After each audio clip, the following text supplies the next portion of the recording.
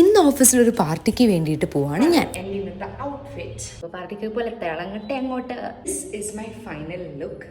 പക്ഷെ ഒരു ട്വിസ്റ്റ് ഉണ്ട്. എന്താണെന്നറിയോ, ഞാൻ ഓഫീസിലേക്കാണ് പോകുന്നത്, അതുകൊണ്ട് എനിക്ക് ഇങ്ങനെ പോകാൻ പറ്റില്ല. അതുകൊണ്ട് ചെറുതായിട്ടൊന്ന് ചായ മാറ്റി. അങ്ങനെ ഞാൻ ഈ കാണുന്ന ഷർട്ട് ഓവർകോട്ടാക്കി മുടിയൊക്കെ ഒന്ന് ബൺ ചെയ്തു വെച്ചു. പിന്നെ നേരെ ഓഫീസിൽ പോയിട്ട് ഒരു ഉച്ച വരെ പണിയെടുത്തു. ഉച്ച കഴിഞ്ഞ് 2 മണി തൊട്ട് രാത്രി 10 വരെയാണ് നമ്മുടെ പാർട്ടി. ആൻഡ് ഇവന്റ് നടക്കുന്നത് പുറത്ത് ശങ്ക്രീല എന്ന് പറഞ്ഞൊരു ഹോട്ടലിലാണ്. അതുകൊണ്ട് ഓഫീസ് ട്രാൻസ്പോർട്ട് പ്രൊവൈഡ് ചെയ്തിട്ടുണ്ടായിരുന്നു. അറൌണ്ട് ഒരു 3 ഒക്കെ ആയപ്പോഴും ഞങ്ങൾ അവിടെ എത്തി.